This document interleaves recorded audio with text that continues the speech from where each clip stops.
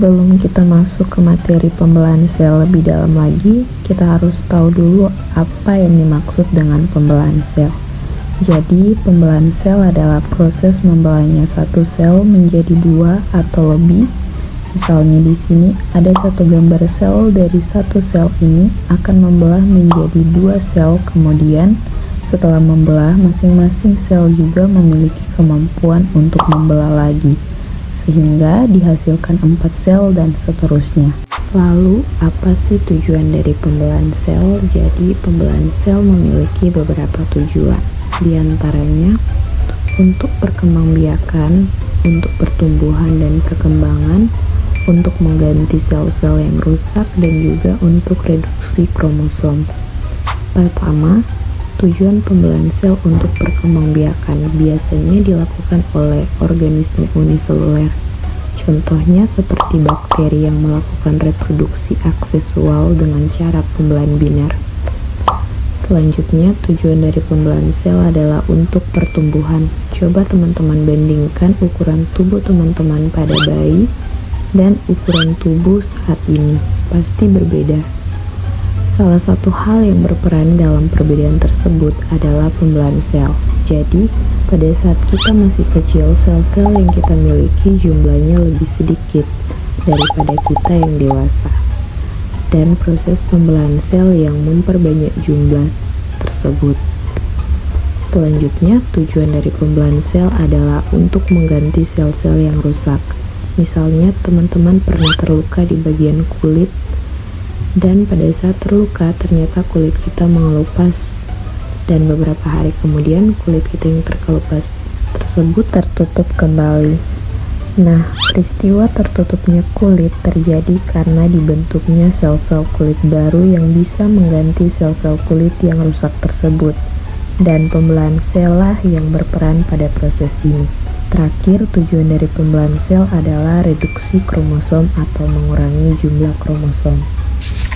Dalam materi pembelahan sel ini, ada beberapa istilah yang sering digunakan, yaitu sel induk, sel anak, diploid atau 2N, dan haploid atau N. Jadi, sel induk adalah sel yang akan membelah. Misalnya di sini ada gambar sel induk. Kemudian sel induk tersebut akan membelah menghasilkan 2 sel. 2 sel tersebut akan disebut sel anak atau sel hasil pembelahan. Kemudian ada istilah diploid dan haploid. Diploid itu merupakan sel yang di dalamnya terdapat kromosom yang berpasangan, sedangkan haploid adalah sel yang di dalamnya hanya terdapat kromosom tunggal. Dan sekarang kita lanjut ke subbab pertama, yaitu amitosis atau sering juga disebut sebagai pembelahan biner. Amitosis merupakan pembelahan yang hanya terjadi pada organisme prokariotik atau eukariotik uniseluler. Contohnya seperti amoeba paramecium dan bakteri. Amitosis ini termasuk ke dalam pembelahan langsung karena tahap pembelahannya tidak kompleks. Ciri-ciri pembelahan amitosis meliputi: yang pertama, tidak ada pembentukan kromosom.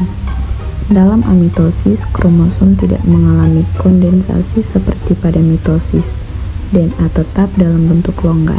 Yang kedua, pembelahan sel yang langsung. Sel membelah secara langsung tanpa fase-fase yang terpisah. Sel memanjang dan kemudian terputus menjadi 2 sel. Yang ketiga, keterlibatan organisme sederhana.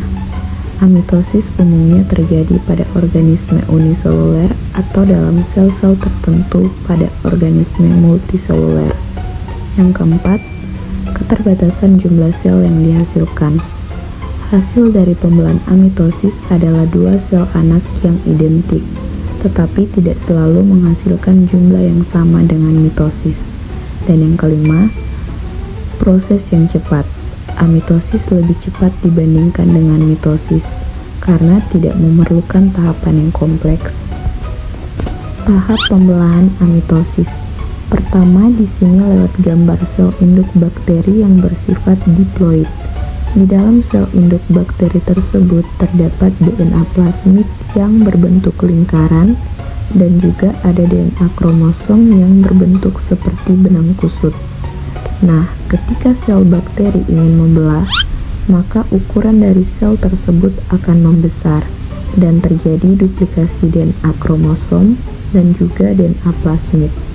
Setelah itu, kromosom dan plasmid yang sudah diduplikasi akan menempel satu sama lain dan bergerak ke sisi yang berbeda.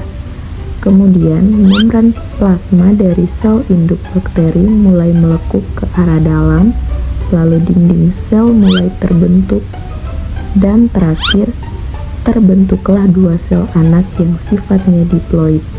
Jadi, hasil dari tahapan amitosis itu adalah terbentuknya dua sel anak yang sifatnya mirip dengan induknya, yaitu sama-sama diploid.